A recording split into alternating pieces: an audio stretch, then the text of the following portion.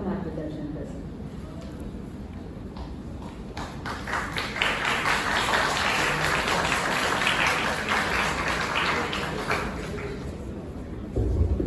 धन्यवाद रेनू।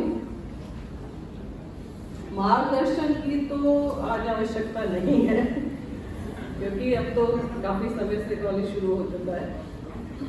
आज हम जिस शक्ति पर्व को लेकर यहाँ उपस्थित हुए हैं, उससे संबंधित मैं कुछ बात कहना चाहती हूँ। एक तो इस शक्ति पर्व पर अपनी उपस्थिति से हमें सम्मानित करने वाली मोनिका अरोड़ा जी का, जो मुझे दीदी कहती हैं, तो इस नाते मैं उन्हें छोटी बहन कहकर सम्मानित करना चाहती हूँ।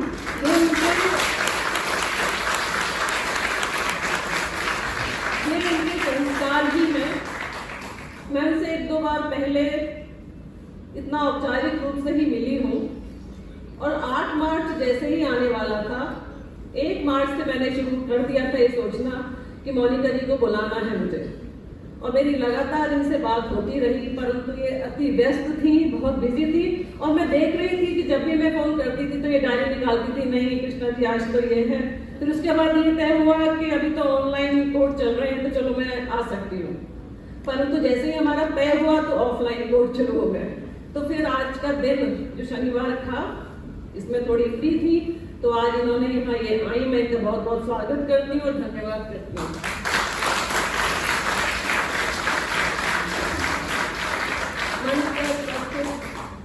हमारे वरिष्ठ सहकर्मी प्रोफेसर अश्विनी महाजन जी, रेनू, हमारे बरसर सुरेंद्र जी, आज सब यहाँ उपस्थित जितने शिक्षक गण हैं उनका सभी का मैं स्वागत करती हूँ, और विद्यार्थी। शक्ति के इस पर्व पर आप सभी का बहुत बहुत स्वागत है। वैसे तो 8 मार्च को ही अंतर्राष्ट्रीय महिला दिवस मनाया जाता है, परंतु मैं अभी बता भी रही थी जैसे मोनिका जी को, हम पूरा एक सप्ताह मनाते हैं, और हम सभी का ये मानना है कि हर दिन महिला का दिन है, हर दिन शक्ति पर्व है।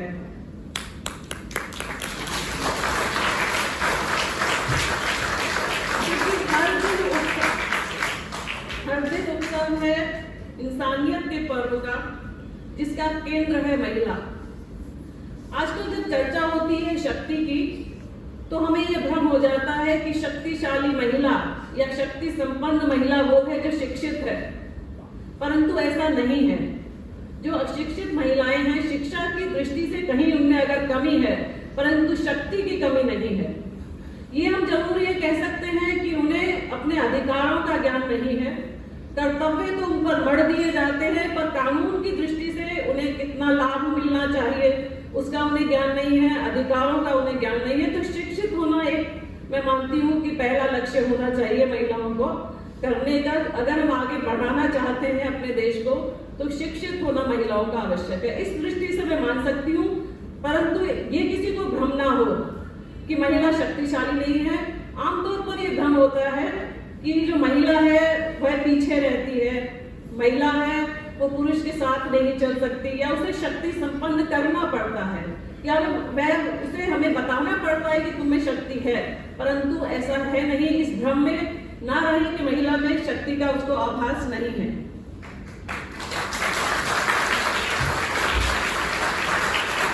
और ऐसा भी देखा गया है कि कुछ पुरुषों को यह वहम होता है कि हम उन्हें बताएं कि आप चिंता ना करें, हम तुम्हें सहारा देंगे, हम हर पल तुम्हारे साथ हैं। परंतु महिला स्वयं अपना मार्ग चुन सकती है, अपने मार्ग पर चल सकती है। इसके लिए मैं एक मोनिका जी को बताना चाहती हूँ कि हमारे हिंदी साहित्य में डॉक्टर सुमन राजे ने एक पुस्तक लिखी थी, हिंदी साहित्य का आधुनिक इतिहास, जिसमें जो हमारे वैदिक काल में जितनी महिलाएं हुई हैं उनका वर्णन है, जो महिला रचनाकार हुई हैं। तो हम देखते हैं कि उसी समय से, वैदिक युग से ही महिला जो रचनाकार है उसे अपने अधिकारों का ज्ञान था, और उसने पुरुषों के साथ लगातार शास्त्रार्थ किया। ऐसी कई महिलाओं का मैं यहाँ नाम लेना चाहती हूँ जिनको ऋग्वेद में जिनका नाम आता है, जिसमें अपाला है, गार्गी है, मैत्रेयी है, सूर्या है। इन सबकी जो रचनाएं हैं वह आत्मशक्ति का प्रतीक है, आत्मशक्ति का गौरव है। और सप्तपदी का एक संस्कार यह भी है कि जब जब विपदा आए जीवन में तो महिला उसका समानता से सामना करे पुरुष के साथ। तो जैसा कि 8 मार्च को अंजलि महाजन जी ने भी कहा था कि विवाह का मंत्र भी एक कन्या ने लिखा था। उस कन्या ने पहले अपने अधिकारों को बताया कि ये मेरे अधिकार हैं, ये अधिकार यदि आप मुझे देते हैं तभी भी मैं आपकी पत्नी बनूंगी। तो जिस विवाह को संपूर्ण ही महिला एक कन्या ने किया है, जिसके बिना मंत्रों के उच्चारण के विवाह संपूर्ण नहीं माना जाता, तो उस महिला को, उस स्त्री को हम शक्ति संपन्न कैसे ना कहेंगे। आज जितनी यहाँ महिलाएं हैं और जो छात्राएं भी हैं, उन सब ने कोई ना कोई संघर्ष किया होगा। उस संघर्ष को लेकर मैंने अटल बिहारी वाजपेयी जी की एक पंक्तियां है जिसमें थोड़ा सा मैंने बदलाव किया है अपने संदर्भ में, कि संघर्ष पद पर जो मिला यह भी सही वह भी सही, वरदान मांगूंगी नहीं। मुझे किसी वरदान की आवश्यकता नहीं है, मैं संघर्षों का डटकर मुकाबला करूंगी। और एक और भी बात है, हम सब यहाँ पे साहित्य के विद्यार्थी भी बैठे हैं और शिक्षक गण भी हैं। यदि हम मीराबाई को देखते हैं, मीराबाई को केवल हम कवित्री के रूप में ना देखें, केवल एक भक्त कवि के रूप में ना देखें, उस समय के युग में मीरा ने चुनौती दी थी, मेरे तो गिरधर गोपाल दूसरों न कोई। तो ये कहना कि किसी और दूसरे की सत्ता को मैं स्वीकार नहीं करूंगी, मैंने जिसको मान लिया है कृष्ण को, तो मैं उसी को लेकर चलूंगी। सारी चुनौतियों को उसने राजपूतानी होने के बावजूद स्वीकार किया, डटकर उनका मुकाबला किया। तो यदि जाति की दृष्टि से देखें, जो उस समय जाति प्रथा चल रही थी, तो रैदास जैसा उन्होंने अपना गुरु बनाया। तो ये आम साधारण और महिलाओं का काम नहीं है।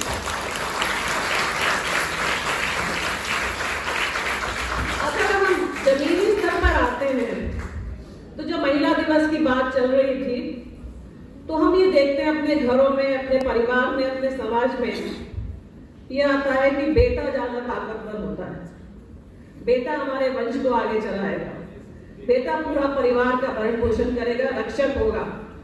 तो इस संदर्भ में मैंने जब सोचा, तो हर नर के साथ एक मादा है। यदि हम पशुओं की बात करें तो शेर जो सबसे शक्तिशाली माना जाता है, पर यदि अध्ययन करके आप देखें तो देखेंगे कि शेरनी शिकार करती है, शेरनी अपने बालक को, बच्चों को प्रशिक्षित करती है। शेरनी शिकार लेकर आती है, उसके बाद वो शेर से कहती है कि ये आपका भोजन है, आप भोजन करें, क्योंकि शेर आपके मान के बाहर आराम से लेटा होता है। और उसके बाद वो बच्चों को खिलाती है, उसके बाद खाती है। इसी तरह आप हाथियों को देखें कि हाथियों का जो झुंड होता है, उसका नेतृत्व जो है हथनी करती है। तो ईश्वर ने ये शफा उसको दी है कि वो खतरे का पता लगा लेती है, और उसके बाद हाथी यदि कहते हैं कि प्यास लग रही, तो अपनी सूंड उठाकर वह उस दिशा में जाती है जहां पर पानी है। तो सोचिए कि हथनी और शेर के माध्यम से जब ईश्वर ने मादा को ये ज्यादा शक्ति दी है, तो वो इतनी बड़ी गलती तो ईश्वर नहीं कर सकता कि वह मानव में स्त्री को कमजोर बनाए और पुरुष को ज्यादा ताकतवर बनाए। और यदि उदाहरण आज देखें तो संतोष यादव ने 3 बार हिमालय को नापा है, तो यानी शक्ति की कमी तो नहीं है। ये पुरुष ने नहीं, एक संतोष यादव महिला ने हिमालय को 3 बार नापा है। कल्पना चावला, सुनीता विलियम्स। तो यदि बुद्धि की बात करें तो गार्गी और मैत्री पर आकर हम रुक जाते हैं, पर आज हम देखें शकुंतला जैसी मैथमेटिशियन भी हैं, आप सब उनका नाम जानते होंगे। तो हर जो भी वर्जना के क्षेत्र हैं, जहां पर भी औरत को रोका गया, चाहे वो पुलिस हो, आर्मी हो, स्पेस हो, हर जगह हमने प्रवेश किया है। और संविधान की बात करें, अभी इससे पहले मैं मोनिका जी को बता रही थी कि एक लेक्चर हमने कराया था कि संविधान में स्त्री की क्या स्थिति है। तो संविधान की बात करें तो हर जगह हम बराबर, हमें कानून मिला है, पर कानून पहुंचना बहुत जरूरी है, जहां तक पहुंचना चाहिए वो अभी नहीं पहुंचा है, इतना मैं मानती हूँ। और संस्कृति की बात करें हमारी, तो हम पृथ्वी को माँ कहते हैं, और इससे पहले भी चर्चा हो चुकी है, बुद्धि की दृष्टि से सरस्वती और दुर्गा और लक्ष्मी धन के लिए। तो ये सारी जो है ये शक्ति के ही पर्व है, जो नवरात्रि में 2 बार इस शक्ति की ही उपासना की जाती है। और पृथ्वी को जब हम माँ कहते हैं, तो आप देखिए कि हमारी संस्कृति में बहुत लोग ये जानते भी होंगे कि सुबह सवेरे जब हम उठते हैं तो हमारे पिता हमसे ये कहते थे कि पहले पृथ्वी का, धरती का स्पर्श करके उसे प्रणाम किया करो। कि हम अपने पैर आपके ऊपर रखने जा रहे हैं, जहाँ इतना सम्मान दिया जाता है पृथ्वी को माँ के स्वरूप में, हमारे राष्ट्र को भी कहा जाता है कि माता है, तो वहां पर कहीं नारी की शक्ति में कमी होगी ऐसा मैं नहीं मानती। इस संदर्भ में मुझे विवेकानंद जी का मैंने कहीं पढ़ा था, वो याद आया कि 4-5 युवा साथी उनके पास गए और उन्होंने कहा कि आप महिलाओं के लिए क्या कर रहे हैं, महिलाओं के विषय में आपने क्या सोचा है। तो विवेकानंद जी ने कहा कि आप क्या चाहते हैं, तो उन्होंने कहा हम कल आएंगे और 4-5 लोग आपसे मिलकर चर्चा करेंगे। तो विवेकानंद जी ने पलटकर कहा कि ऐसा है कि जस्ट एजुकेट देम, महिलाओं के लिए उन्होंने कहा just educate them and leave them to decide their own destiny. You don't have to go anything, you don't have to do anything for them. तुम्हें कुछ भी करने की जरूरत नहीं है, केवल उन्हें शिक्षित कर दो, अपनी राह वे खुद चुन लेंगे। कितने बड़े वाक्य थे विवेकानंद जी के, यानी कि महिलाओं की शक्ति को उन्होंने पहचाना है। तो शक्ति के स्पर्श में शासक के रूप में जब उन्हें उपस्थित हुए हैं, मैं उनको भी नमन करती हूँ कि हम एक ऐसा पक्षी है, ये राष्ट्र को यदि पक्षी माने तो दोनों पंख है, स्त्री और पुरुष। यदि एक भी कमजोर पड़ता है तो ये राष्ट्र उन्नति नहीं कर पाएगा, तो बराबरी का दर्जा दोनों को देना आवश्यक है। और आज इस विषय पर मोनिका जी उपस्थित हुई हैं। महिलाएं कल क्या थी, आज क्या है और आगे भविष्य क्या है, उसके बारे में विस्तार से मोनिका जी बताएंगी। मैं उनका फिर से स्वागत करती हूँ।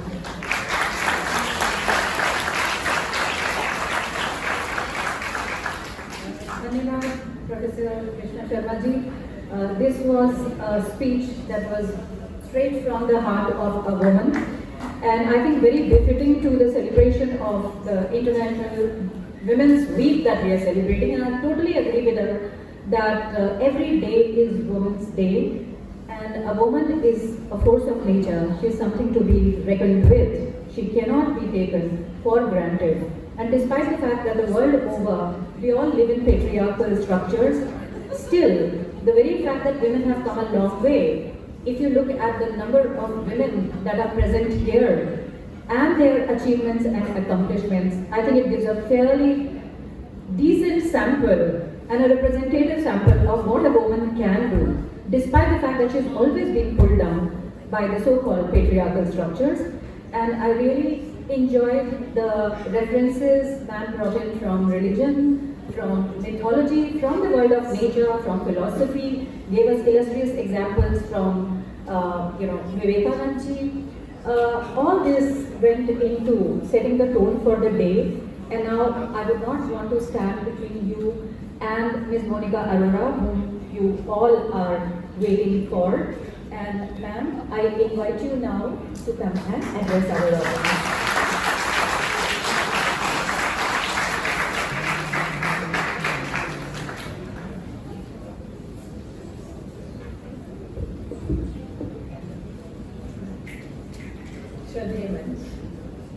मेरे समक्ष उपस्थित टीचर्स, स्टूडेंट्स, सभी मेरे अपने,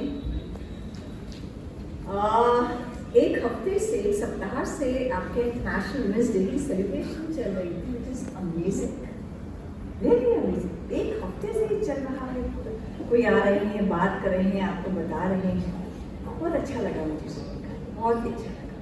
और आज का जो आपका टॉपिक आपने चुना वो भी अच्छा लगा कि महिला कल, आज और कल। होता क्या है, हम जब होम्योपैथिक डॉक्टर के पास जाते हैं, हम कहते हैं सिर में दर्द है, डॉक्टर कहते हैं दवाई लो और जाओ, ऐसा तो नहीं होता। डॉक्टर बिठाता है, वो कहते हैं 15 मिनट तक मुझे अपनी हिस्ट्री बताइए, बताइए क्या हुआ, फिर क्या हुआ, फिर क्या हुआ, फिर क्या हुआ।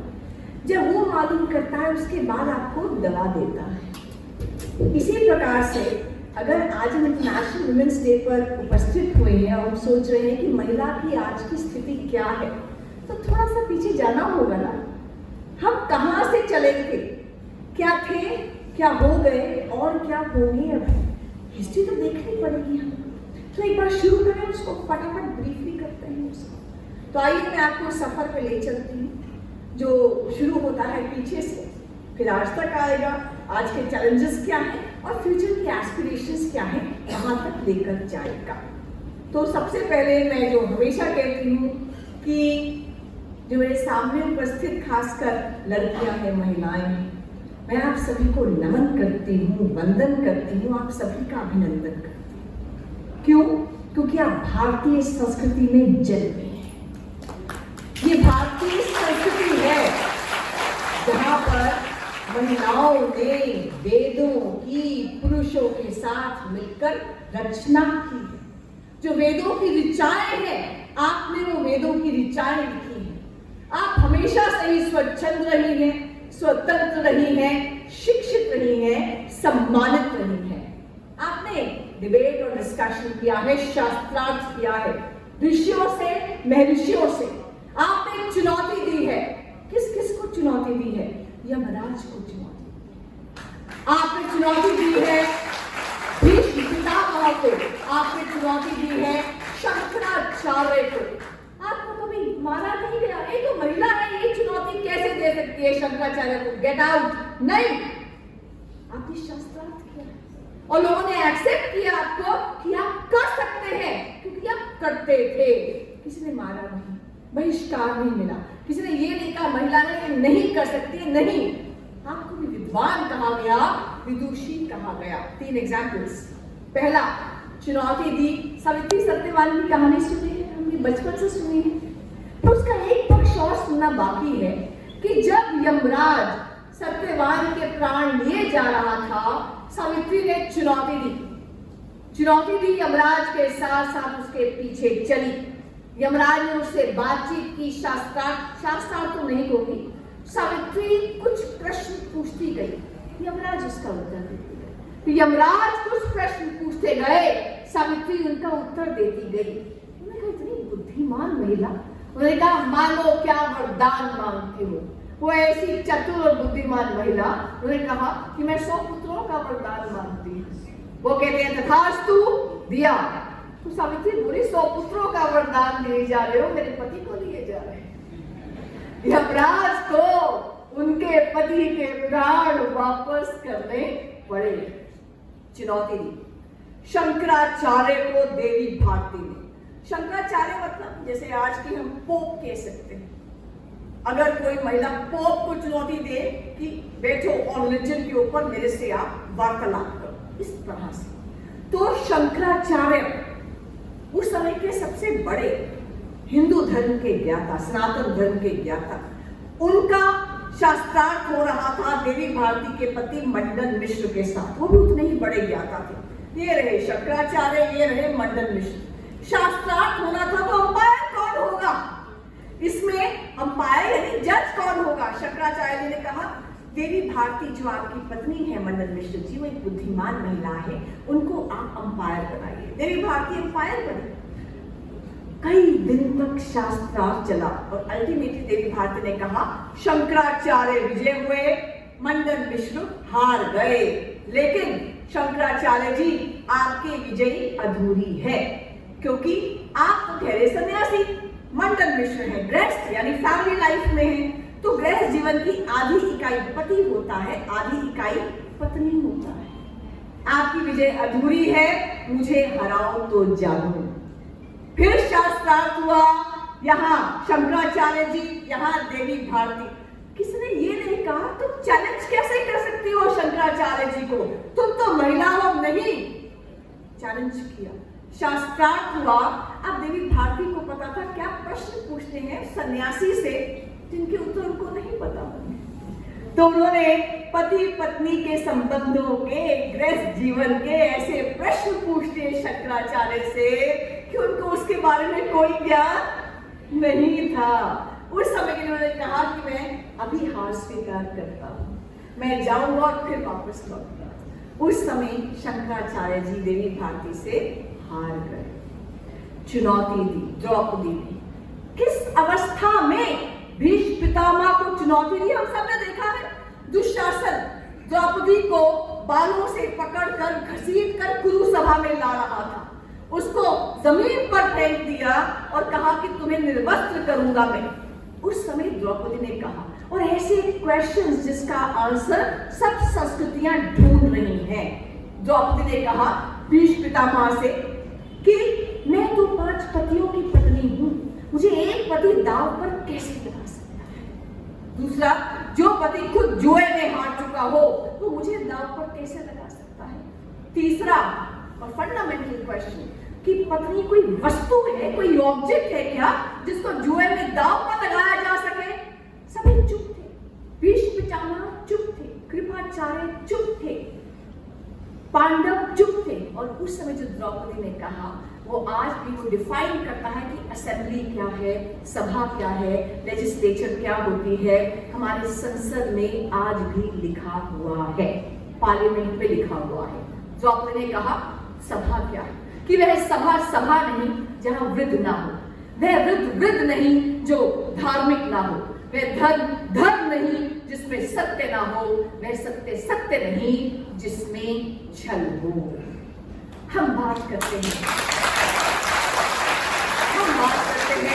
कि आजकल लड़कियां विद्रोही हो गई हैं, बात नहीं मानती है, क्या पहन कर जाती हैं, कितने बजे जाती हैं, कितने बजे आती हैं, सुनती नहीं है, कंपीट करती हैं बॉयज के साथ, समाज को सुनती नहीं है, उनके जो इस्टेब्लिश नॉर्म्स है उनका पालन नहीं करती। अगर देखना हो ना, पिछले 500 साल में सबसे बड़ी क्रांतिकारी और रिबेलियस कौन हुई, जैसे देवी ने बताया, वो मीराबाई। मीराबाई आप देखिए, विवाह के 4 वर्ष के पश्चात वो विधवा हो गई। उस समय का 500 साल का पहले का भारत, विधवा ना नाच सकती थी ना गा सकती थी, सफेद कपड़े पहनकर सिर मुड़ाकर घर के कोने में पड़े रहना होता था, खाना भी उसको 1 बार 2 बार मिलता था, ऐसा बुरा हाल विधवा का था। तो ये स्थिति विधवा की, पर वो कृष्ण के रंग में ऐसी लगी, वो नाचती भी थी, वो गाती भी थी, समाज के लिए उसने बॉर्डर नहीं किया। समाज ने कहा विद्रोही हो गई, उनको जहर का प्याला दिया गया, उनके आत्मबल के आधार पर वो जहर भी अमृत हो गए। अब मैं आपसे 1-2 प्रश्न पूछूं। वो आप लोग पिक्चर्स देखते, कौन नहीं देखता? कौन देखता? वो गाना क्या है? कहने को जश्न बहारा है, इश्क भी देख कर हैरान। कौन सी पिक्चर है? जोधा अकबर। हीरो कौन है? हीरोइन कौन है? Music director, lyricist. अब हम एक बात बताइए, एक बात, पिक्चर तो कोई नहीं देखता, फिर ये सब कैसे मालूम? अब एक बात बताइए कि अकबर कौन था? ये हमें कौन बताएगा? ऋतिक रोशन बताएगा, ऐश्वर्या राय बताएगी, वो बता सकती है अगर उनको पता हो। तो अकबर कौन था ये पूछना है तो पूछो रानी दुर्गावती से। रानी दुर्गावती, एम्प्रेस रानी दुर्गावती, पति का देहांत हो गया, पुत्र का देहांत हो गया, पति का देहांत, सबका घर में मेल मेंबर्स का हो गया। उन्होंने राज किया, 15 साल तक राज कर रही थी, सुख दे रही थी, समृद्धि दे रही थी। तभी अकबर की निगाह उन पर पड़ गई। अकबर आज के समय में अगर दिल्ली यूनिवर्सिटी में होता, उसको हम स्टॉकर कहते हैं, स्टॉक्स वुमेन, पीछा करता है महिलाओं का। तो उसकी नजर पड़ गई, उसने कहा I will take you in captivity, तुम मेरे हरम में आ जाओ। उसने कहा चल चल, मर जाऊंगी, मार दूंगी, तेरे हरम में नहीं आऊंगी। अकबर ने आसफ खान को भेजा अपने भतीजे को, जाओ रानी को लेकर आओ। रानी ने अपनी सेना भेजी और अकबर की सेना को परास्त कर दिया।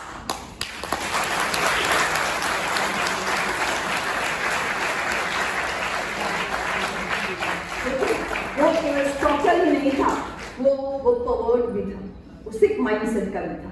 उसने दुगनी सेना भेजी, जाओ रानी को लेकर आओ, मेरे हरम में लेकर आओ।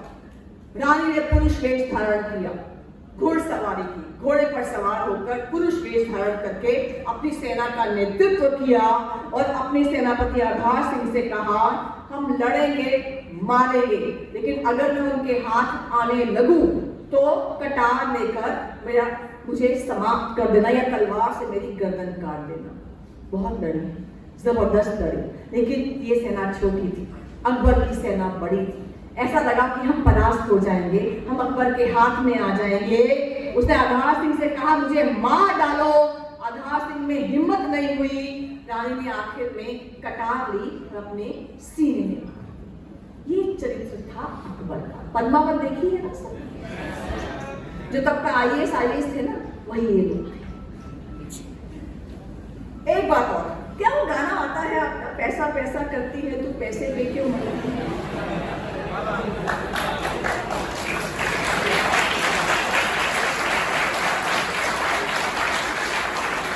अब मैं मन से पूछूंगी पिक्चर का नाम, Devraj, hero, heroine, music director, lyricist. अच्छा, पिछली बार डर रहे थे कि कैसे पिक्चर्स का नाम बोले, अब तो देखो। तो पैसा पैसा करती है तू पैसे पे क्यों मरती है? हमारे यहाँ मैत्री कॉलेज का नाम किस किसने सुना है? मैत्री कॉलेज बॉयज, JMC ज्यादा तो मैत्री कौन थी? आप देखिए, ऋषि यज्ञवल्क्य थे। ऋषि यज्ञवल्क्य यानी आज के रामदेव जी प्लस रिलायंस इंडस्ट्रीज, यानी जबरदस्त महात्मा महर्षि प्लस अंपायर जिनकी थी, प्रॉपर्टीज जिनके पास थी। तो ऐसे जबरदस्त महर्षि थे ऋषि यज्ञवल्क्य। उनकी 2 पत्नियां थी। पहली पत्नी थी कात्यायनी, दूसरी पत्नी थी मैत्रेयी। उन्होंने कहा कात्यायनी आधी संपत्ति तुम ले लो, मैत्रेयी आधी संपत्ति तुम ले लो, मैं वन में जा रहा हूं, मैं इस भौतिक संपत्ति का क्या करूं? सब कुछ छोड़कर मैं तो वहां वन में जाकर अपना अध्ययन करना चाहता हूं। मैत्रेयी ने कहा आप ये भौतिक संपत्ति छोड़कर जा रहे हो और आप चाह रहे हो कि मैं इसके लिए यहाँ रुकूं? इस भौतिक संपत्ति का, पैसे का, अकूट धन संपदा का मैं क्या करूंगी? मैं आपके साथ वन में जाऊंगी और वहीं रहूंगी। मैत्रेयी अपने पति यज्ञवल्क्य जी के साथ बिना मटेरियल कंफर्ट्स के वो वन में गई, वो फॉरेस्ट में गई और वहां जितना उन्होंने अध्ययन किया, आपस में वार्तालाप किया, उसके बेसिस पर वेदों की ऋचाएं लिखी गई। ऐसे ही देखिए, लोक मुद्रा, किसी ने नाम सुना है क्या? बिग बॉस की कंटेस्टेंट क्या बोला? लोक मुद्रा, उन्होंने वेदों का पंचदासी मंत्र लिखा, ऋग्वेद के मंत्र लिखे। ऋषि अगस्त्य की पत्नी थी वो। हाँ देखिए, जीजाबाई, रानी चेन्नम्मा, रानी लक्ष्मीबाई कैसे कर पाई ये सब? इनका विरोध नहीं हुआ, मारा नहीं गया, जलाया नहीं गया। क्यों? क्योंकि भारतीय संस्कृति में जन्मी थी। और यहां भी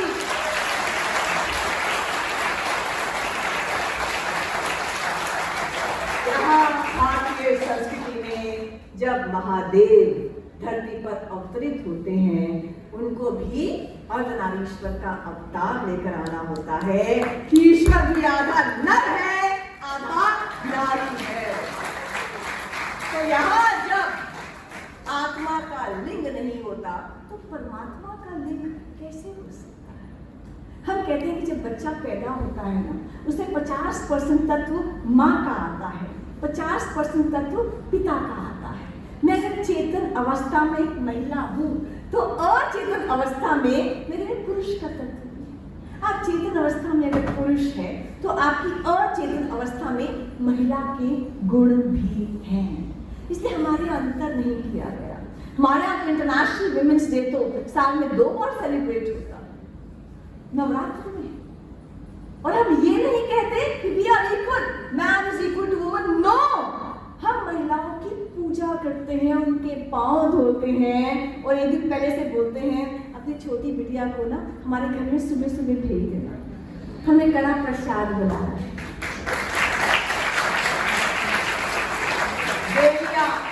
देवियां केवल आपके सनातन संस्कृति में हुई है। और देखिए, देवियों को कोई चैलेंज नहीं करता। आप देखिए देखिए सृजन कैसा होता है, जब ब्रह्मा विष्णु महेश सब कहते हैं कि we are not able to kill Mahishasura, क्या करें, तो उनकी सारी शक्तियां एकत्रित करते हैं और मां दुर्गा का सृजन होता है जो महिषासुर का नाश करती है। हमारे भारत में अगर सरकार बनती है ना, भारत की सरकार, तो उसमें आप देखिए कोई आदमी चुनौती नहीं देता। अगर मां लक्ष्मी के पास फाइनेंस मिनिस्ट्री है तो कोई आदमी के बस का नहीं कहे कि अगली सरकार में फाइनेंस मिनिस्ट्री मुझे चाहिए, कोई नहीं बोलता। मां लक्ष्मी के पास ही फाइनेंस मिनिस्ट्री रहती है, वो कहते हैं बोलकर मत मारेंगे। उसके बाद आप देखिए डिफेंस मिनिस्ट्री हमेशा मां काली के पास ही रहती है। एजुकेशन मिनिस्ट्री संस्कार क्या देने हैं, फाइन आर्ट्स कैसे होनी चाहिए, शिक्षा किस प्रकार की होनी चाहिए, व्यक्ति का सब्सटेंस कैसा बनना चाहिए, जो सृजन करना है व्यक्ति का वो कैसे होगा, वो हमारी मां सरस्वती के पास है। और इंफॉर्मेशन ब्रॉडकास्टिंग मिनिस्ट्री नारद मुनि के पास।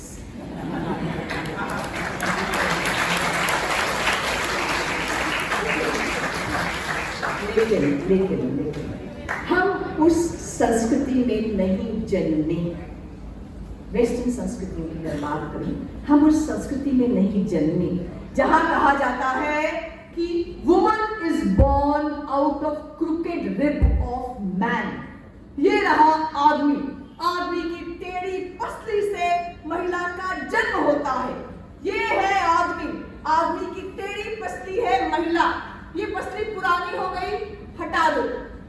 जो पसली है मोटी हो गई, हटा दो। कुरूप हो गई, हटा दो। नई पसलियां ले आओ, 4 पसलियां ले आओ। ये आदमी मालिक है, ये पसली औरत है, ये दासी है। ये आदमी है जो मालिक ही नहीं सुपीरियर है, ये पसली इंफीरियर है। ये सेक्स स्लेव भी बन सकती है क्योंकि पसली ही तो है, इक्वालिटी तो है ही नहीं। आदमी और औरत में इक्वालिटी नहीं है। हम उस संस्कृति में भी नहीं जन्मे जहां कहते हैं कि जब गॉड ने गार्डन ऑफ ईडन बनाया और उसमें सबसे पहले एडम बनाया, आदमी को बनाया। आदमी बोर हो रहा था, आदमी की एंटरटेनमेंट के लिए ईव को बनाया गया। यानी आदमी को बनाया जो आवश्यक था, उसकी एंटरटेनमेंट, उसके उपभोग, उसके उपयोग, उसके डिजायर्स के लिए औरत को बनाया गया। आदमी और औरत दोनों को गार्डन ऑफ एडन में छोड़ा गया और कहा गया ये जो एप्पल है ये प्रोहिबिटेड फ्रूट है, वर्जित फल है, इसको नहीं खाना। पर शैतान के कहने पर उस ईव ने उस वर्जित फल को, एप्पल को स्वयं भी खा लिया और एडम को भी खिला दिया। तो दुनिया की पहली पापिन हो गई। गॉड को गुस्सा आया, गार्डन ऑफ एडम से उन्होंने गार्डन ऑफ ईडन से एडम और ईव दोनों को उठाकर धरती पर पटक दिया। तब से woman is the first Sinner, महिला पहली पापिन है। महिला को डायन कहकर, पत्थर मारकर यूरोप में, अमेरिका में, कितनी ही कंट्रीज में उसको पत्थर मारकर हत्या कर दी जाती है, जला दिया जाता है। गूगल करके देख लीजिएगा इंटरनेट, कितनी महिलाओं को पापिन कहकर, डायन कहकर जला दिया जाता। इसलिए जब हम बात करते हैं ना कि हमारे भारत में फेमिनिज्म का कॉन्सेप्ट नहीं है, हमारे यहाँ महिला जागृति का कॉन्सेप्ट है। फेमिनिज्म का कॉन्सेप्ट तो नारी मुक्ति का वेस्टर्न सिविलाइजेशन है। क्यों कहते हैं? उन बेचारियों की हालत देखो जो वेस्ट में, यूरोप में जो महिलाएं रहती हैं, उनकी हालत देखो। वो कहती है कि हम वस्तु नहीं है, हम शरीर नहीं है, हम भोग की वस्तु नहीं है, तुम्हारी डिजायर के लिए नहीं बनी है। हमें सम्मान चाहिए, हमें समानता चाहिए, हमें स्वतंत्रता चाहिए, हमें राइट टू वोट चाहिए, हमें इक्वालिटी चाहिए, हमें मैटरनिटी बेनिफिट्स चाहिए, हमें इक्वल पे चाहिए। The answer is no, you don't deserve it. इसलिए वो मुक्ति चाहती है। किससे? सिस्टम से मुक्ति चाहती है, आदमी से मुक्ति चाहती है, इस भेदभाव से मुक्ति चाहती है। 1920 तक जब यूएसए में 33 प्रेसिडेंट्स बन चुके थे, महिला को राइट टू वोट नहीं था। आज तक कोई वुमन प्रेसिडेंट नहीं बने पाई। 1928 तक यूके में, इंग्लैंड में महिला को राइट टू वोट नहीं था। वैटिकन सिटी में आज भी महिला को राइट टू वोट नहीं है, जिसको किंगडम ऑफ गॉड कहते हैं। कनाडा में कहा गया राइट टू वोट दो, कनाडा ने अपना कॉन्स्टिट्यूशन दिखा दिया, only persons have right to vote, women is not a person. Women इंसान नहीं है, राइट टू वोट नहीं मिल सकता। और जो सपना देखते हो ना, कोरोना का काल हट गया है, कॉलेजेस खुल गए हैं, कल को ग्रेजुएशन करेंगे, पोस्ट ग्रेजुएशन करेंगे, नौकरी करेंगे, शादी करेंगे, हनीमून के लिए स्विट्जरलैंड जाएंगे। तो स्विट्जरलैंड में 1959 में रेफरेंडम हुआ, जनमत संग्रह हुआ। आदमियों बताओ, महिलाओं को राइट टू वोट दे? Answer was no, they don't deserve it. 12 साल तक लड़ती रही, वोट का अधिकार दो, वोट का अधिकार दो। 1971 में उनको राइट टू वोट दिया गया। ये है उनका फेमिनिज्म। और आप देखिए भारत में क्या हुआ, कोई लड़ा आज तक सुना है? हेलो राइट टू वोट चाहिए? नहीं। हमारे यहाँ क्या 1000 साल की दास्तान है, 1000 साल तक, यानी पहले मुगलों का काल रहा, अंग्रेजों का फिर काल आया। जो आज ISIS यजीदी महिलाओं के साथ किया उसने सीरिया में, जो अफगानिस्तान में तालिबान कर रहा है महिलाओं के साथ, वही मुगलों ने यहाँ किया महिलाओं के साथ। महिलाओं को संभाल कर रखना, घर से बाहर मत निकल, सुंदर है या पैदा होते ही तुम अंदर ही भ्रूण में ही भ्रूण की हत्या कर दो, गर्भ के अंदर ही, ना लड़की पैदा हो, ना समस्याएं आए, ना पद्मावत जैसी घटनाएं हो, ना ये मुगल उठा कर खत्म कर दो। स्कूल में मत भेजो, स्कूल दूर दूर है, कहाँ जाएगी, रास्ते में कुछ हो गया, अपहरण हो गया तो क्या होगा। उसके बाद जल्दी शादी कर दो, बना डली किसी और के सिर का भार बन जाए। तो उनको अंदर ही 4 दीवारी में समेट कर बचा कर रखा गया। इसके कारण ये सब कुरीतियां आई। कुरीतियां कैसी? भ्रूण हत्या कर देना, बाल विवाह कर देना, उनको एजुकेशन नहीं देना, उनको एम्पावर नहीं करना, वो नौकरी नहीं करेंगी, वो कुछ बोल नहीं सकती हैं, समानता नहीं होगी, सम्मान नहीं होगा। पर यहीं आपके लोग खड़े हो गए। आपके यहाँ से राजा राममोहन रॉय खड़े हो गए, यहाँ से ईश्वरचंद विद्यासागर खड़े हो गए, यहाँ से दयानंद सरस्वती खड़े हो गए।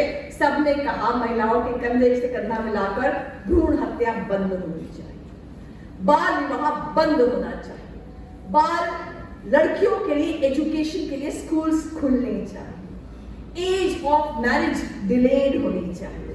पहले 18 साल तक 21 साल का प्रावधान आ रहा है, एज ऑफ मैरिज डिलेड होनी चाहिए। तो लगातार नारी जागृति की, नारी एजुकेशन की मुहिम चलती रही। तो 3 संस्कृतियां आपके सामने हैं जो हमने पहले की बात की। पहला, बुर्के की जाली से खुले आसमान को देखना चाहते हैं, वो तलाक तलाक तलाक की कुरीति को साइड करना चाहती हैं, वो आगे बढ़ना चाहती हैं, घर से बाहर आदमी के बिना निकलना चाहती हैं।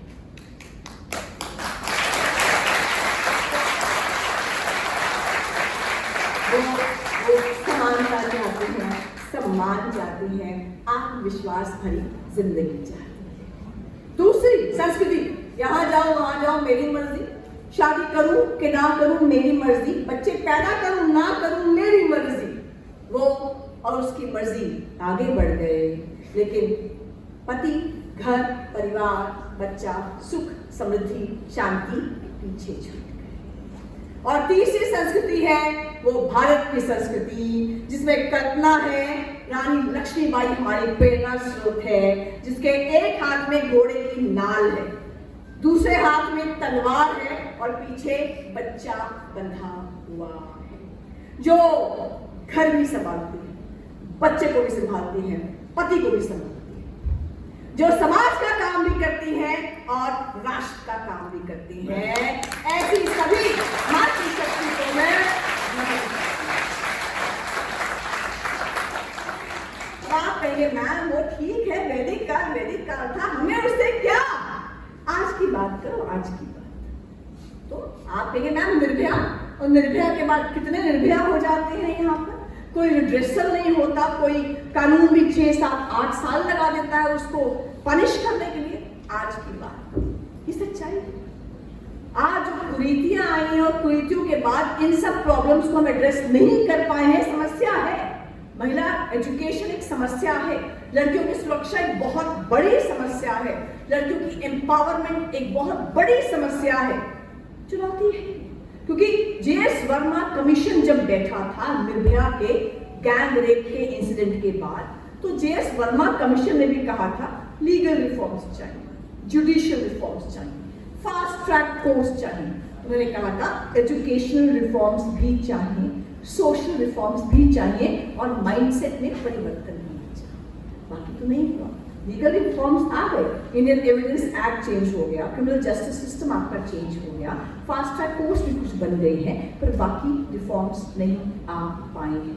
सरकार को जो करना है वो करेगी, लॉज हैं वो लॉज इम्प्लीमेंट नहीं हो पाए, है ना? तो लॉ कोर्ट को जो करना है वो करेगा, समाज को जो करना है करेगा, लेकिन हम लोग क्या कर सकते हैं ये इम्पोर्टेंट है। जैसे मैं हमेशा कहती हूँ कि लड़की के लिए ये सच्चाई है कि जन्म लेना ही एक चुनौती है। आज की तारीख में भी अगर आप पूरे हिंदुस्तान में देखेंगे, वी आर ब्लेस्ड, हमें तो बहुत आशीर्वाद मिला, घर से बाहर आकर पढ़ पा रहे हैं, दिल्ली जैसे शहर में रहते हैं, पर दिल्ली में भी अगर झुग्गी झोंपड़ी देखेंगे, अदरवाइज कॉलोनी की कुछ बस्तियां देखेंगे, या थोड़ा दिल्ली से बाहर जाकर आप यूपी, हरियाणा, पंजाब, बाकी जगह पर देखें, लड़की की आज भी गर्भ में ही हत्या कर दी जाती है टेस्ट कराने के बाद कि 2 लड़कियां तो हो गई, तीसरी लड़कियां करके क्या करेंगे? तो लड़की के लिए जन्म लेना ही एक चुनौती है। जन्म लेने के बाद मुस्कुराना ही एक चुनौती है कि जन्म तो हो गया, फिर माँ बाप की शक्लें देखो, 2 बच्चों के बाद, 2 लड़कियों के बाद एक और लड़की हो गई है, तो क्या ढोल बजा रहा है? अपना ही ढोल बना पड़ा है यहाँ पर। जा अगली बार आई और पीर बाबा की मन्नत मांगी है, अगली बार तो लड़का ही हो। उस लड़की के लिए मुस्कुराना ही एक चुनौती। फिर शिक्षा ग्रहण करना, अपने मेड से बात को जो काम करने के लिए आपके घरों में आती है, वो कोशिश करती है कि अपने बच्चों को पढ़ाए, लेकिन जब 2, 3, 4 बच्चे हो जाते हैं छोटे बच्चों का कि देखभाल कौन करेगा, तो बच्ची को कहीं 5वीं 6वीं के बाद घर में बैठना पड़ जाता है। फिर टॉयलेट्स में पानी नहीं होता, लड़के लड़की के अलग अलग टॉयलेट्स नहीं होते। जब प्यूबर्टी की एज आती है और मेंस्ट्रुएशन शुरू होती है, वो लड़की ड्रॉप आउट रेट बढ़ जाता है, स्कूल जाना बंद, लड़की घर में ही रहती है। पर इन सब चैलेंजेस को पार करके जब वो 8वीं 9वीं तक आती है, फिर आता है ना कि सब्जेक्ट्स चूज करने हैं, वो कहती है मैं साइंस चूज करना चाहती हूँ। मैं कल को नासा, मैंने आजकल उसमें देखा था, नासा में जाना चाहती हूँ। क्यों साइंस? क्यों? पॉल साइंस ले लें। मैं ये नहीं कह रही होम साइंस पॉल साइंस बुरा, मैं बिल्कुल नहीं कह रही, मैंने खुद पॉल साइंस किया, मैं साइंस छोड़कर पॉल साइंस लिया था। लेकिन उसकी चॉइस का क्या? अगर वो कहीं आगे जाना चाहती है, आप उसको इस आधार पर नहीं रोक सकते कि वो लड़की है। उसके बाद 12वीं में आएगी और 12वीं के बाद क्या चाहता है, नाना मामा बुआ सब बैठेंगे, पास का गर्ल्स कॉलेज कौन सा है, गर्ल्स कॉलेज में जा, कोएड कॉलेज में क्यों जाएगी? और अगर कॉलेज में चली गई और जाते आते रास्ते में किसी ने छेड़ दिया या ऐसी वैसी सेक्सुअल असॉल्ट की घटना हो गई, माँ कहेगी चुप्पी लगा जा, 100 चुप एक चुप 100 सुख, चुप्पी लगा जा। पिता को बताया तो कल से कॉलेज जाना बंद हो जाएगा। कॉलेज पास आउट करती है, नौकरी करनी है, तो एक शरीफ बॉस मिलना भी एक चुनौती है। मुझे ध्यान है, मैं यहाँ internal complaints, sexual harassment work place act है, सब जगह कमेटीज बनती है, कहीं सेक्सुअल हैरेसमेंट होते लड़की कंप्लेंट कर सकती है। मैं दिल्ली यूनिवर्सिटी के एक कॉलेज में थी जिसमें मैं इंटरनल कंप्लेंट्स कमेटी की मेंबर थी। और वहाँ कंप्लेंट क्या आई, जो लड़की स्टाफ में काम करती है वो कहती है जो एडमिनिस्ट्रेटिव ऑफिसर है ना, जो रिटायरमेंट के बाद एक्सटेंशन पे चल रहा है, जो मेरा 65-66 ईयर्स के आसपास का होगा, वो रात को मुझे 12 बजे किशोर कुमार के सॉन्ग्स भेजता है। लड़की होगी 25-30 साल के बीच में, और वो मुझे कहता है मेरे साथ लंच क्यों नहीं करती, मेकअप करके क्यों नहीं आती, बाकी आदमियों से बात क्यों नहीं करती। ये सच्ची घटना है, मैं उसकी मेंबर थी, मैंने उसमें ऑर्डर लिखा पूरा, और उनको बुलाया गया तो उनके साथ उनके पोते भी आए, कहते हमारे दादाजी को तो फोन चलाना ही नहीं आता, स्मार्टफोन। तो मैंने कहा दिखा दे इनका स्मार्टफोन, देखा तो आधी रात को किशोर कुमार के गाने, ये चांद सा रोशनी चले। ये सच्चाई है, पर कोई विश्वास नहीं करता इसके ऊपर। अल्टीमेटली उनसे कहा बाबूजी आपको क्या टर्मिनेट किया जाए, आप खुशी खुशी रिजाइन कर दो, रिजाइन किया और आगे बढ़ो। तो शरीफ बॉस मिलना ही एक चुनौती है। फिर अगर शादी का टाइम आए, आज की डेट में भी डाउरी प्रोहिबिशन एक्ट है आपके पास, डाउरी हैरेसमेंट के कानून है आपके पास, सेक्शन 494 कहता है कि cruelty bye husband and relatives on demand of dowry, वो सब है। लेकिन कानून है ना, समाज में उनका इम्प्लीमेंटेशन कहाँ है? आइदर अंडर यूज है या मिस यूज है। प्रॉपर यूज, प्रॉपर इन्वेस्टिगेशन है। तो वहां पर बारात दरवाजे में खड़ी है और कहा जाता है छोटी गाड़ी वैगनआर, मैं तो क्रेटा की बात की थी। और पूरी लाइफ अगर क्रेटा नहीं मिलती ना, तो इस ताने के साथ गुजारा करना पड़ता है, वैगनआर आ गई, हमें तो क्रेटा चाहिए पूरी लाइफ। और मैं एक चीज और कहूंगी, जो मैं यहाँ बैठे सब लड़कों से कहना चाहती हूँ, जो बच्चे होते हैं ना, वो माँ से बहुत अटैच होते हैं, खासकर लड़के होते हैं माँ से अटैच और लड़कियां होती हैं फादर से। 90% मैं कह सकती हूँ, अपवाद भी हो सकती हूँ।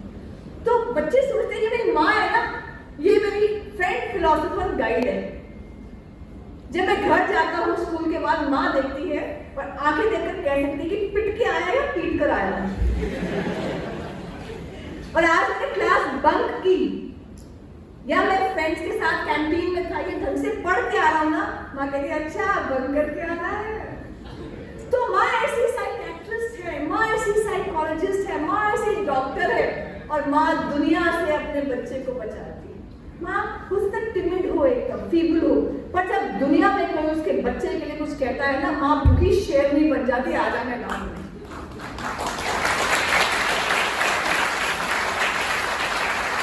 लेकिन हम बच्चे घर में देखते हैं कि जो ससुर हैं वो सास को कैसे ट्रीट करते हैं, दादा दादी को कैसे ट्रीट करते हैं, नाना नानी को कैसे ट्रीट करते हैं, और पिताजी हमारे माँ को कैसे ट्रीट करते हैं। घर में जब प्रॉपर्टी का डिस्प्यूट चल रहा होता है ना, प्रॉपर्टी 25 गज की क्यों ना, और डिस्प्यूट 1 लाख रुपए का क्यों ना हो, तो 8 साल से 80 साल तक के सब लड़के बैठ जाएंगे, लड़कियां नहीं बैठ सकती, माँ नहीं बैठ सकती। माँ को कहा जाएगा जा पानी लेकर आ, जा चाय बना। वो बच्चा देखता है ये जो मेरी सब कुछ है, मेरी दुनिया है, इसकी घर में इज्जत नहीं है, इसको ऐसे ही ट्रीट किया जाता है, इसका सम्मान नहीं है, इसका दिमाग भी कम है, क्योंकि ऐसा ही ट्रीट करते हैं। वो सीखता है कि मुझे अपनी पत्नी को, अपनी गर्लफ्रेंड जो पत्नी बनेगी कल को, उसको ऐसे ही ट्रीट करना है, बहन को ऐसे ही ट्रीट करना है। इसीलिए जब एक नोबेल प्राइज विनर से पूछा गया ना, how can you have women empowerment in the whole world, उससे कहा give respect and equality to the women in your houses. दुनिया में तो विमेन एम्पावरमेंट आ है। तो इसलिए इन सब समस्याओं को जूझते हुए आज जो मेरी बहनें यहाँ मंच पर हैं और जो सामने हैं, मैं सभी का नमन करती हूँ और कहती हूँ कि समस्याएं हैं, कठिनाइयां हैं, हम झुकेंगे नहीं, हम टूटेंगे नहीं, हम मिटेंगे नहीं।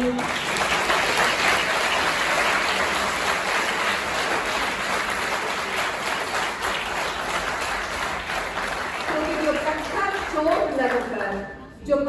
चोट लगकर टूट जाता है वो कंकड़ हो जाता है, और जो पत्थर उस चोट को सह जाता है वो शब्द हो जाता है।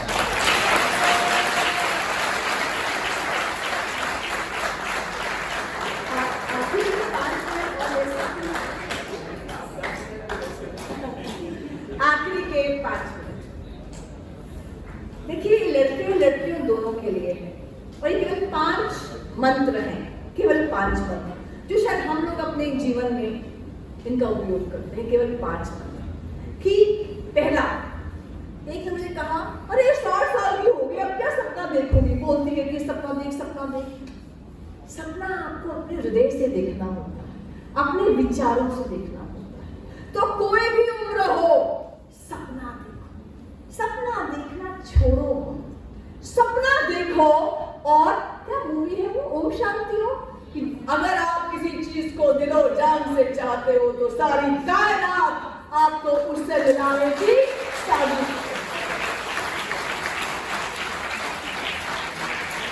सपना देखना मत छोड़ो। क्या मैम सपना सपना कर रहे हो, यहाँ पर तो इस बार पद्मश्री का अवार्ड किसको मिला? तुलसी गौड़ा जी को। तुलसी गौड़ा 70 साल की लेडी होगी, एक शॉल लपेट कर आई थी, चादर लपेट कर, ना ब्लाउज ना पेटीकोट। शेड्यूल का वहां से थी, वो शेड्यूल ट्राइब की लेडी थी, उड़ीसा की। एक चादर लपेट कर प्रेसिडेंट हाउस में नंगे पैर वो वहां पर अवार्ड लेने के लिए आई थी, पद्मश्री का अवार्ड मिला। और 11 साल की थी जब फादर की डेथ हो गई। गरीबी इतनी, मां के साथ मजदूरी में लग गई, कभी स्कूल नहीं गई। मजदूरी करते करते अधेड़ उम्र के आदमी से शादी हो गई। वो आदमी कल को मर भी गया।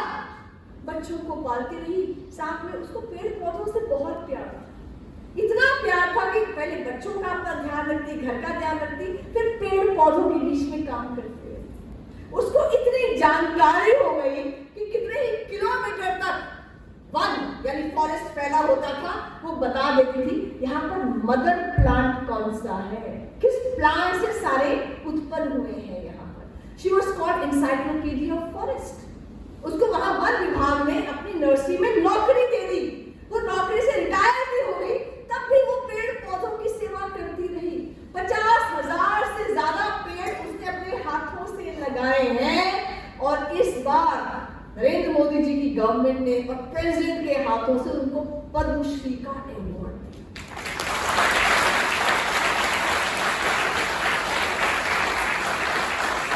आपने पिक्चर देखी कि जब प्राइम मिनिस्टर नरेंद्र मोदी और होम मिनिस्टर अमित शाह ऐसे उनको नमस्कार कर रहे हैं और बिना ब्लाउज के चादर लपेटे हुए वो लेडी वहां से नंगे पांव चल रही है। This is women empowerment. उसने नहीं कहा मुझे मेरा अधिकार चाहिए, आजादी आजादी। वो केवल सेवा करती रही, अपनी ड्यूटी करती रही और पूरी कायनात ने उसको पद्मश्री का अवार्ड दिया। अरुणिमा सिन्हा, आज इस लड़की अरुणिमा सिन्हा 30 साल की लड़की, नेशनल वॉलीबॉल प्लेयर। वो उत्तर प्रदेश से दिल्ली आ रही थी CISF का एग्जाम देने के लिए। रास्ते में ट्रेन से आ रही थी, ट्रेन में गुंडों ने अटैक कर दिया। इसने बहुत भिड़ गई गुंडों के साथ, कैसे तुम बाकियों की ज्वेलरी खींच सकते हो, पैसा खींच सकते हो। गुंडों ने उसको उठाया और बाहर फेंक दिया पटरी के ऊपर। दूसरी ओर से ट्रेन आ रही थी, उसके पांव के ऊपर से निकल गई, दोनों पांव कट गए। इसको होश आया अरुणिमा सिन्हा को, ये हॉस्पिटल में बेड पर थी। इसने कहा डॉक्टर साहब मैं एकदम ठीक कब तक हो सकती हूँ? डॉक्टर ने कहा क्यों? कि मुझे माउंट एवरेस्ट चढ़ना है। डॉक्टर ने कहा तुम टॉयलेट तक नहीं जा सकती, तुम्हारे पैर कट चुके हैं। लेकिन अवस्था कैसी थी और जज्बा क्या था और सपना क्या था कि माउंट एवरेस्ट चढ़ना है।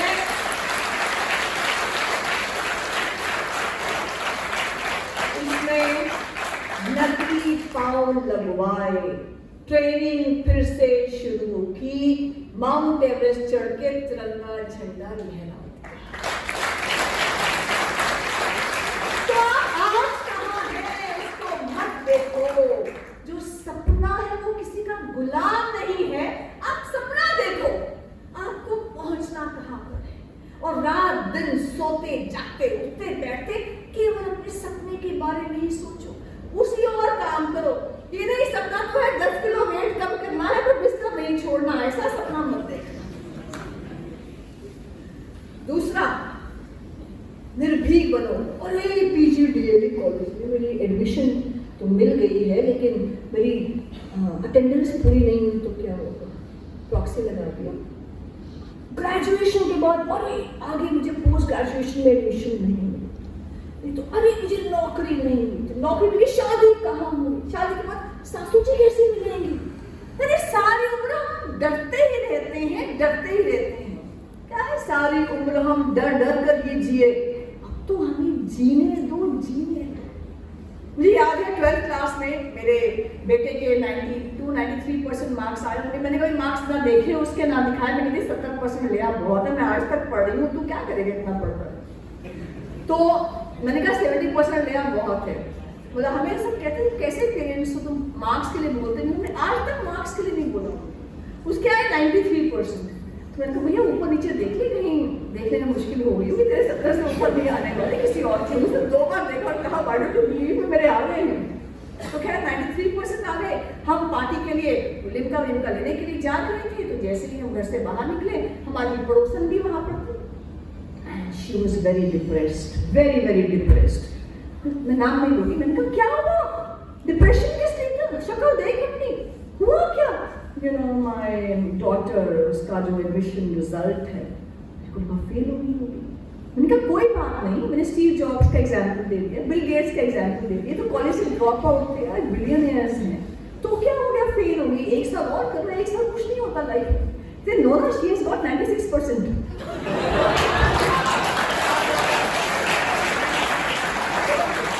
ये सच्ची घटना है, ये सच्ची घटना है। मतलब लोग क्यों नहीं है? क्योंकि उसकी बेस्ट फ्रेंड के ना 96.5% आ गए। और हम यहाँ 93% वाले पार्टी कर रहे थे। तो हम डरते ही रहते हैं, क्या हो गया? मत डरो, आज तक सब ठीक हुआ है, आगे भी ठीक होगा, मत डरो। वो गुलाम भारत में विवेकानंद जी को पढ़ो, विवेकानंद जी को पढ़ो। विवेकानंद जी गुलाम भारत में थे, पर ना उनका शरीर गुलाम था, ना उनकी आत्मा गुलाम थी, ना उनका मस्तिष्क और हृदय गुलाम था। गुलाम भारत में ट्रेन में सफर कर रहे थे। अब ट्रेन में इंग्लिश मिलिट्री ऑफिसर साथ बैठा हुआ था, तो इंग्लिश मिलिट्री ऑफिसर ने देखा ये भगवा चोला पहना हुआ है, कैसा सा आदमी मेरे साथ बैठा हुआ है। तो जैसे विवेकानंद जी की आंख लगी, तो इंग्लिश मिलिट्री ऑफिसर ने विवेकानंद जी के जूते उठाए और खिड़की से बाहर फेंक दिए। विवेकानंद जी ने देख लिया, योग मुद्रा का अभ्यास रहता है ना, हम लोगों को सोते हुए देख लेते हैं। तो उसके बाद जैसे ही इंग्लिश मिलिट्री ऑफिसर की आंख लगी, तो उसने, विवेकानंद जी ने क्या किया, उस मिलिट्री ऑफिसर का कोट उठाया और कोट खिड़की से, अब जैसे ही उसकी आंख खुली आधे घंटे बाद, उसने नीचे देखा, ऊपर देखा, बाएं देखा, कोट तो था नहीं। उसने कहा, hey you, where is my coat? तो विवेकानंद जी ने बहुत ही शालीनता से कहा, your coat has gone in search of my shoes. तुम्हारा कोट मेरे जूते ढूंढे रहा है, ये भीगता, हम मरे रहते हैं, मरे रहते हैं। तीसरा, character. Character is lost, everything is lost. मैं कोई मॉरल लेक्चर्स आपको देने नहीं आई, सॉरी। लेकिन इतने सारे मौलवियों को देख लो, इतने प्रीस्ट को देख लो, इतने बाबाओं को देख लो, इतने जर्नलिस्ट को देख लो, सत्ता होती है, पैसा होता है, अकूत संपत्ति होती है, कैरेक्टर खत्म होता है, ताश के पत्तों की तरह सब रह जाता है। तो इसीलिए चरित्र, ऑनेस्टी, डेडिकेशन, हार्ड वर्क, इससे आपको कहने की जरूरत नहीं मैं ये हूं। गुलाब का फूल नहीं कहता मुझमें सुगंध है, मुझमें सुगंध है, नहीं। गुलाब के फूल में सुगंध है, वो गुलाब के फूल के पहुंचने से पहले सुगंध आगे तक पहुंच जाती है। तो आपका कैरेक्टर क्या है, कितने हार्ड वर्किंग और सिंसियर हैं आप, कैसे हैं, चरित्र कैसा है, आप ही कहीं भी पहुंचने से पहले ही वो आपकी वाइब्रेशंस पहुंच जाती हैं। सीसीटीवी कैमरा तो यहाँ फिटेड है ना भगवान के पास, वही आपका ऑरा बना देता है। तो आप जैसे हैं दुनिया को पता चलेगा आप वैसे ही हैं। फिर विवेकानंद जी शिकागो गए सर्वधर्म संसद में पार्टिसिपेट करने के लिए। हमसे भी सामान गुम जाता है, विवेकानंद जी का भी झोला गुम गया, परमिशन लेटर खो गया, एड्रेस खो गया, पता नहीं कहाँ जाना है। तो वो रात को वहां बेंच पर सो रहे थे। सुबह एक वहां पर अंग्रेज आदमी औरत आई, उस औरत ने कहा अपने हस्बैंड से, look at this man, how अगली ही लुक्स। वो भगवा चूल्हा में थे। तो विवेकानंद जी खड़े हुए उन्होंने कहा, sister, in America it is the tailor that makes a man, but in my country India it is the character that.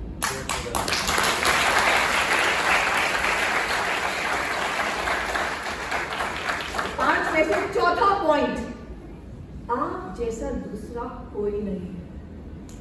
700 crore लोगों में आप जैसा दूसरा कोई नहीं है। सीआईडी देखते हैं, किस किस ने सीआईडी देखा? अच्छा, स्टूडेंट्स हाथ खड़ा करते हैं, टीचर्स धीरे धीरे हाथ खड़ा करते हैं। सारे एपिसोड्स देखें। सीआईडी की जो सबसे अच्छी लाइन थी, किन्हीं दो लोगों के फिंगरप्रिंट्स सेम नहीं हो। आप दिव्य हैं, आप डिवाइन हैं, आप ओरिजिनल पीसेस हैं, आप किसी की जेरॉक्स कॉपी नहीं है। जुड़वा भी आपका अगर होगा वो भी आप जैसा नहीं है, बिल्कुल अलग होगा आपसे। तो 700 करोड़ लोगों में आपको ईश्वर ने क्यों बनाया? ईश्वर के पास एक्स्ट्रा टाइम नहीं था, उन्होंने आपको बनाया है किसी खास मकसद के लिए। धरती पर आए हैं, कुछ खास करने के लिए आए हैं। तुम्हें आंखें बंद ओम का उच्चारण करो, सोचो हे ईश्वर बता दो दे मुझे क्यों यहाँ लाए हो। वो अगर पैशन को जानना हो ना तो कई चीजें होती है जिसमें आप रंग जाते हो, जो लगातार करने को मन करता है। जब कोई नहीं देखा तब भी करने को मन करता है, पूरी लाइफ उसको डेडिकेट करने को मन करता है।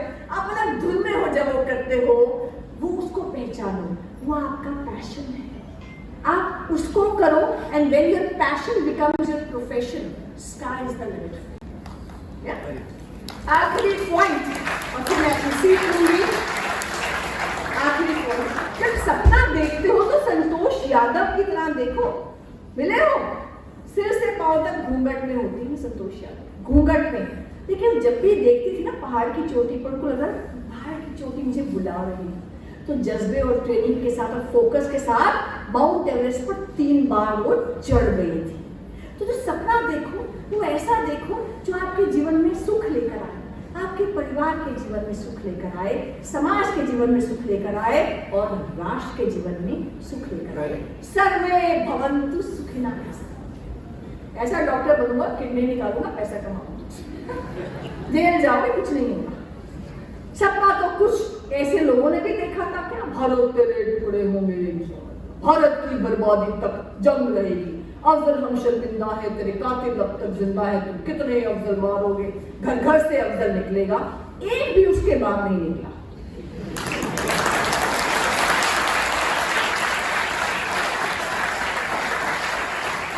उसको पता है देश की बर्बादी के लिए निकलेगा तो ये सरकार, ये कोर्ट, जुडिशरी सिस्टम उसको जेल में डाल देगा, यूएपीए में, अनलॉफुल एक्टिविटीज प्रिवेंशन एक्ट। तो इसलिए सपना देखो जो सबका सुख करे, सर्वत का भला करे। और अगर खून वाले मारा है ना, लड़ना है, अपना गोल ठीक से चुनो, अपना दुश्मन तो ठीक से चुनो। कौन दुश्मन हो सकता है कि लड़ना है, खून वाले मार रहा है, कॉज लो अपनी लाइफ में, कॉज लोगे, दुनिया आपके साथ खड़ी होगी। कि लड़ना है तो मिलके लड़ो भूख से, जो भूख सारे देश को है खाने है। लड़ना है तो लड़ो जाति पाति से, जो फूट है हमारे घर जला रही है। खेलना ही खून से तो आओ फिर ये सीमा देश की तुम्हें बुला।